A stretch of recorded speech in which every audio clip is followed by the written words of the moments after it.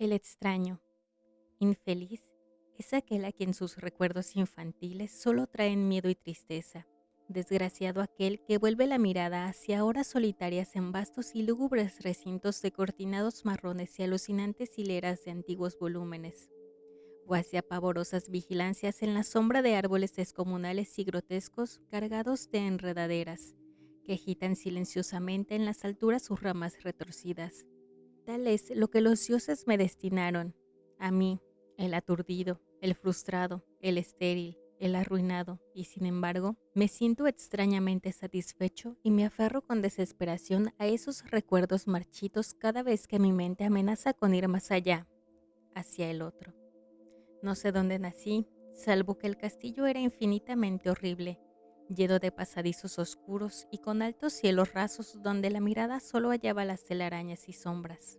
Las piedras de los agrietados corredores estaban siempre odiosamente húmedas y por doquier se percibía un olor maldito, como de pilas de cadáveres de generaciones muertas.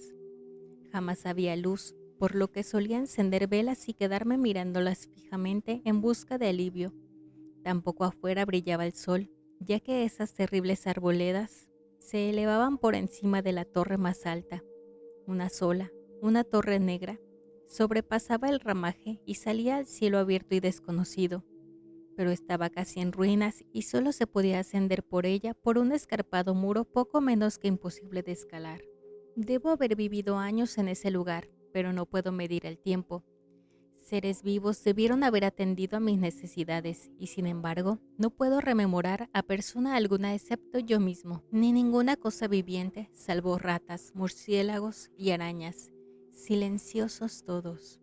Supongo que quien quiera me haya cuidado debió haber sido asombrosamente viejo, puesto que mi primera presentación mental de una persona viva fue la de algo semejante a mí, pero retorcido, marchito y deteriorado como el castillo. Para mí no tenía nada de grotescos los huesos y los esqueletos esparcidos por las criptas de piedra cavadas en las profundidades de los cimientos. En mi fantasía asociaba estas cosas con los hechos cotidianos y los hallaba más reales que las figuras en colores de seres vivos que veía en muchos libros mohosos. En esos libros aprendí todo lo que sé. Maestro, alguno me urgió o me guió, y no recuerdo haber escuchado en todos esos años voces humanas, ni siquiera la mía, ya que, si bien había leído acerca de la palabra hablada, nunca se me ocurrió hablar en voz alta. Mi aspecto era asimismo una cuestión agente a mi mente, ya que no había espejos en el castillo y me limitaba por instinto a verme como un semejante de las figuras juveniles que veía dibujadas o pintadas en los libros. Tenía conciencia de la juventud a causa de lo poco que recordaba. Afuera, tendido en el pútrido foso, bajo los árboles tenebrosos y mudos, solía pasarme horas enteras soñando lo que había leído en los libros. Añoraba verme entre gentes alegres, en el mundo soleado allende de la floresta interminable. Una vez traté de escapar del bosque, pero a medida que me alejaba del castillo, las sombras se hacían más densas y el aire más impregnado de crecientes temores, de modo que eché a correr frenéticamente por el camino andado, no fuera a extraviarme en un laberinto de lúgubre silencio. Y así, a través de crepúsculos sin fin, soñaba y esperaba, aun cuando no supiera qué, hasta que en mi negra soledad el deseo de luz se hizo tan frenético que ya no pude permanecer inactivo y mis manos suplicantes se elevaron hacia esa única torre en ruinas que por encima de la arboleda se hundía en un silencio exterior e ignoto.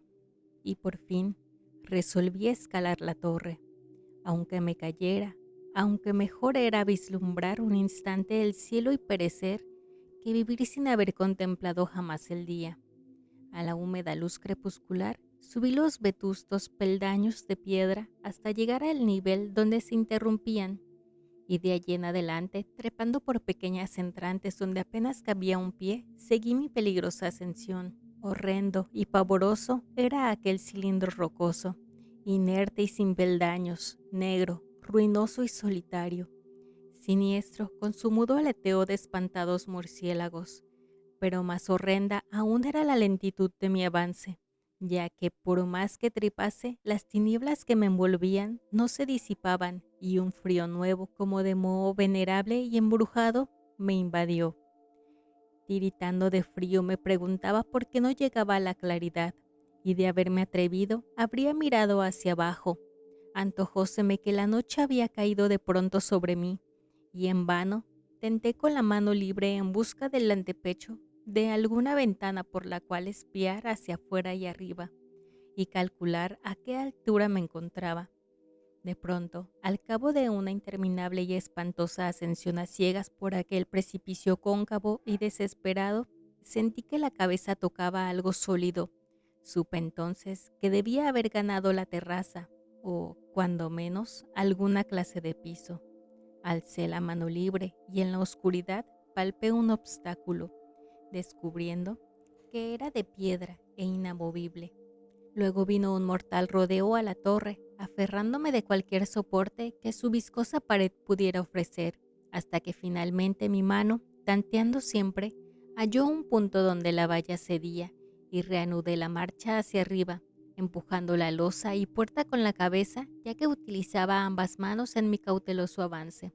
Arriba no apareció luz alguna, y a medida que mis manos iban más y más alto, supe que por el momento mi ascensión había terminado, ya que la puerta daba a una abertura que conducía a una superficie plana de piedra, de mayor circunferencia que la torre anterior.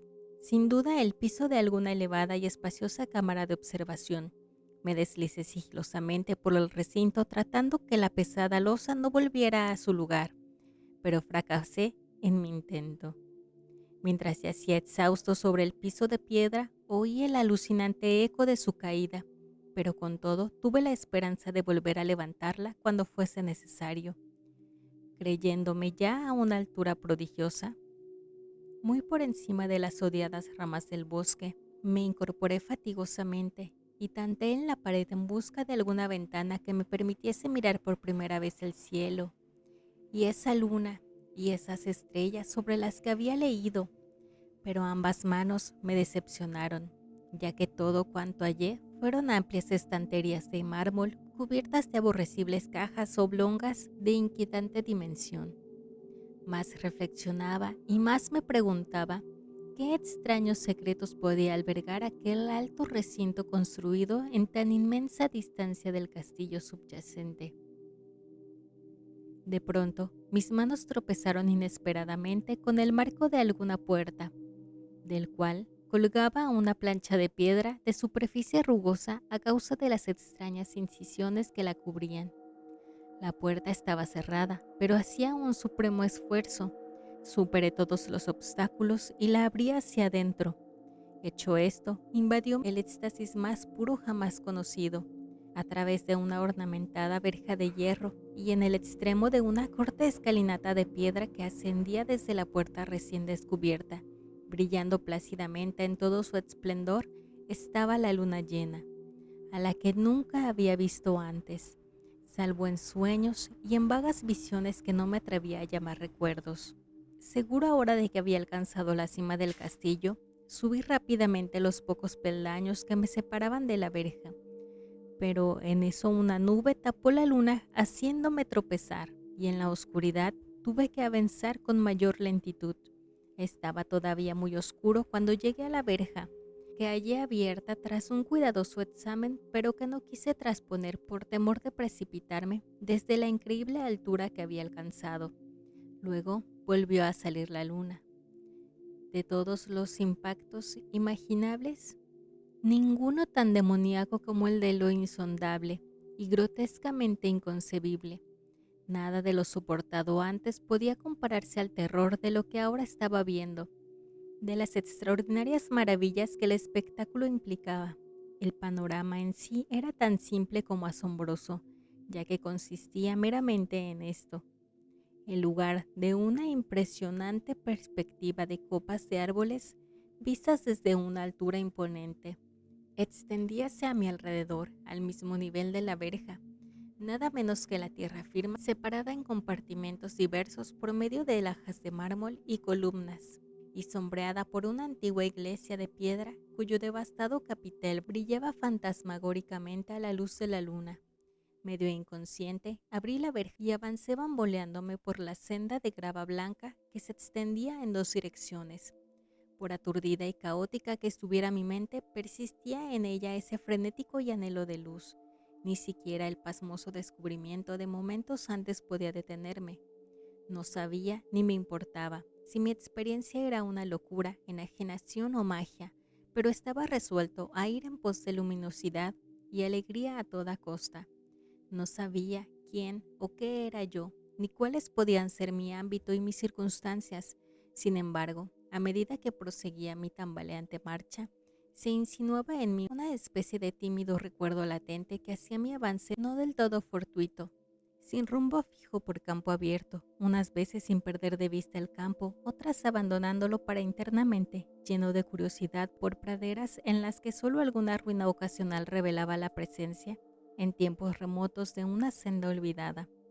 En un momento dado tuve que cruzar a nado un rápido río cuyos restos de mampostería agrietada y mugosa hablaban de un puente mucho tiempo atrás desaparecido.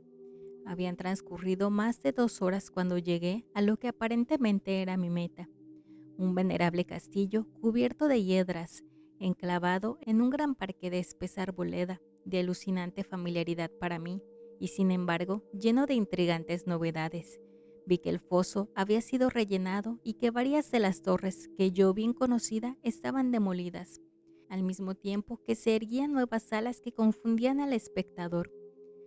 Pero lo que observé con el máximo interés y deleite fueron las ventanas abiertas, inundadas de esplendorosa claridad y que enviaban al exterior ecos de la más alegre de las blacachelas. Adelantándome hacia una de ellas, miré el interior y vi un grupo de personas extrañamente vestidas que departían entre sí con gran jarana. Como jamás había oído la voz humana, apenas si podía adivinar vagamente lo que decían. Algunas caras tenían expresiones que despertaban en mí remotísimos recuerdos, otras me eran absolutamente ajenas.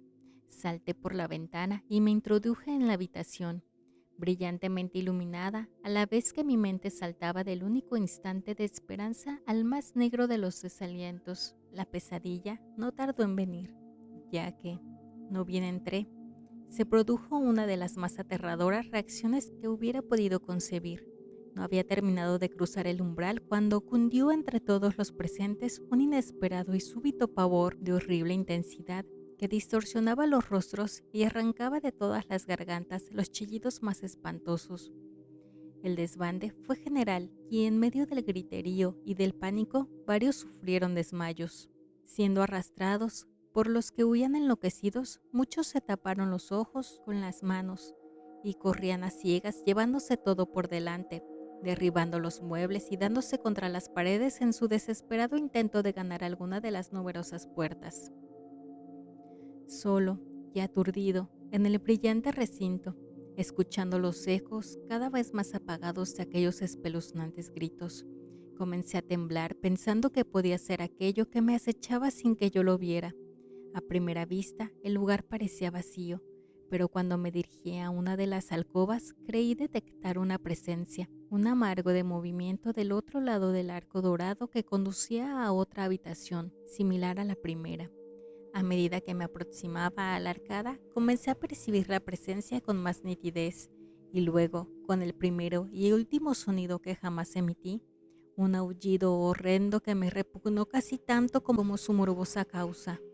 Contemplé toda su horrible intensidad en inconcebible e indescriptible, inenarrable monstruo que por obra de su mera aparición había convertido una alegre reunión en una horda de delirantes fugitivos.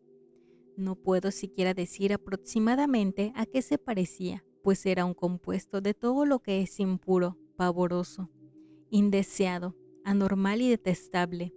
Era una fantasmagórica sombra de podredumbre, decrepitud y desolación, la pútrida y viscosa imagen de lo dañino, la atroz desnudez de algo que la tierra misericordiosa debería ocultar para siempre jamás.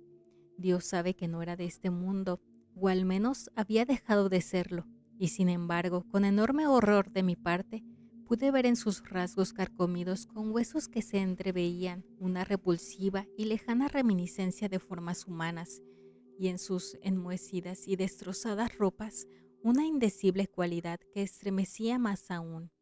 Estaba casi paralizado, pero no tanto como para hacer un débil esfuerzo hacia la salvación, un tropezón hacia atrás que no pudo romper el hechizo en que me tenía apresado el monstruo sin voz y sin nombre. Mis ojos embrujados por aquellos asqueantes ojos vítreos que los miraba fijamente, se negaba a cerrarse, si bien el terrible objeto tras el primer impacto se veía ahora más confuso. Traté de levantar la mano y disipar la visión, pero estaba tan anonadado que el brazo no respondió por entero a mi voluntad. Sin embargo, el intento fue suficiente como para alterar mi equilibrio y bamboleándome, di unos pasos hacia adelante para no caer. Al hacerlo, adquirí de pronto la angustiosa noción de la proximidad de la cosa, cuya inmunda respiración tenía casi la impresión de oír.